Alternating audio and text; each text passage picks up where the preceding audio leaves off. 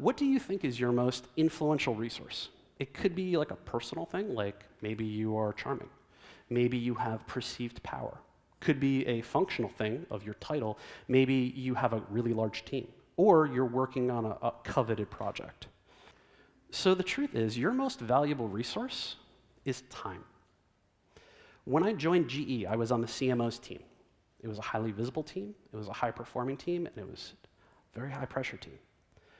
Time was the one resource that you can't create more of. You can't throw money at that problem to fix it, and you can't borrow it from another department.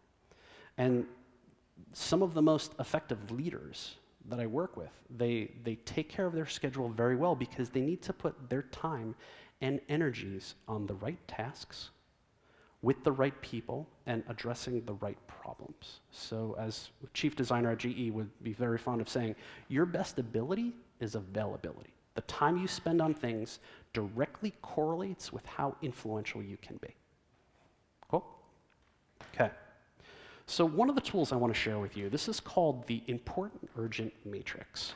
This is a super simple tool. It is deceptively effective.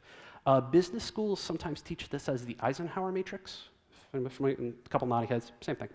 I use this pretty regularly to focus on like making the right decisions and making quick decisions on things. So I'll break this down for you really quickly. So when I say important, important is a task or action that brings you closer to your goals. Urgent is sometimes considered bringing someone else closer to their goals. Different is, yes, that's the difference between important and urgent. So that first box, that is important and urgent. Those are the 2 to 3 things that you absolutely positively must get done. That is like a business critical deadline you're dealing with. You know, it could also be like a child that's homesick. You've got to take care of that. It's FaceTime with a senior leader to address a problem, things like that. That's important and urgent. Box number 2 is important, but not urgent. That's driving progress on things. Pretty much everything in box number 1. You're driving progress, you're taking care of things, you're pushing things forward. That is one-on-one time with your direct reports. That is clearing obstacles and roadblocks for your teams, stuff like that. The more time we spend in box number 2, box number 1 goes away. It's a great box. I love that box. Box number 3 is not important, but urgent.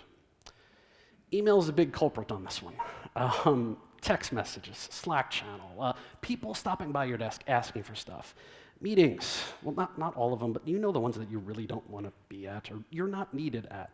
Those are those things that have the guise of important, but they're not really important. They're usually important to someone else. So unfortunately, we spend a lot of time here and we don't have to.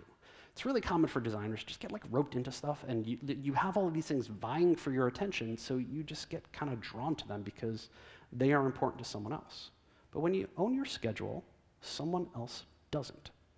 So spend less time in this box. A couple really easy things you could do. Reschedule things. I know it's a super easy thing, but a lot of designers don't do that. They feel like they have to. You could just say to someone, it's good to be like, hey, look, I don't have the bandwidth for this, or it's not aligned with what I'm doing right now. Time boxing, giving things a certain amount of time to take care of stuff. There's a VP, a design buddy of mine. He only answers emails Tuesdays and Thursdays between 3 and 5. Works really well for him. You can delegate effectively, which is something I'm going to talk about next. Or you can push back on leadership respectfully, like the respectful saying no. If I got time, I'll talk about that in a second. And then there's like the not important and not urgent. That's mindlessly scrolling on social media. That's the notifications on your phone. That's the BuzzFeed quiz on which Harry Potter character you are. Like that stuff. I'm Hermione, in case anybody cares. But like those things are just time sucks. So you gotta get rid of them or ignore them and they will just suck less. Okay? So this is a really simple framework that just works. And by focusing your time in the right place, when you're gonna be more productive, and you can elevate your skills of influence, which we'll be talking about shortly. Okay, effective delegation. So when you delegate the right way, you're doing actually a couple things really well. You're empowering the person that you are delegating a task to. You're giving them a really great opportunity to shine, and you're giving them visibility throughout the org. You are improving the relationship, which is always good in a work situation.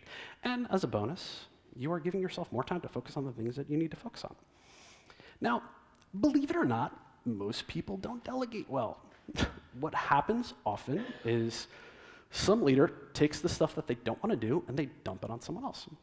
See, that's not delegating, that's just like a shitty boss. So try not to do that. I've been on the receiving end of that a couple times. So it's hard to kind of navigate out of those things. But as a leader, as a design leader, you have the opportunity to do it the right way and be a role model for it.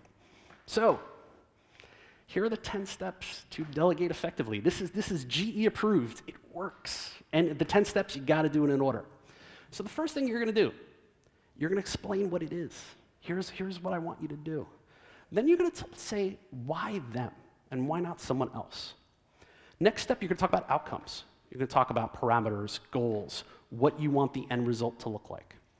Then you're going to ask them to paraphrase this. Very important. You want to make sure that they're aligned with what you're thinking and what you're talking about. Next, you're going to ask them if they have any questions. And really good leaders, they're like, okay, I'll give you time and space to process things, especially if you got a team of introverts, where it's just like, my boss knew, my bosses were always really good at giving me a day to process things, so come back tomorrow, let me know if it works for you. Then you're going to ask if they're interested. You're looking for verbal commitment. After that, you're going to ask, how can you support them? As a design leader, you are their biggest opportunity for support and taking care of them. What obstacles can you remove? How can you help them be successful? Then you're going to express confidence in them. As a design leader, you're their biggest cheerleader, and you're the most vocal mouthpiece for them throughout their organization, so use that. Then you're going to follow up. What you inspect, people respect. And then importantly, you're going to get feedback when it's over. What worked? What didn't? What did you learn? What can you do better? Now, there are a couple time-related traps when it comes to this type of influence. The big ones that I see, lack of sleep, distractions, and absence of trust.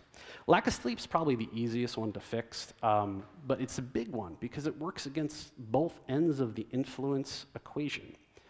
When you are tired, when you are exhausted, you are actually less charismatic. Yes, it's true. There are scientific studies on beauty sleep. It's a thing. It makes you less effective at what you're trying to do. And on the other end of that, when you are tired, you make bad decisions, and you are not good at influencing. It actually decreases the cognitive functions. And there's a reason why infomercials are in the middle of the night. It's nothing to do with broadcast fees or anything like that.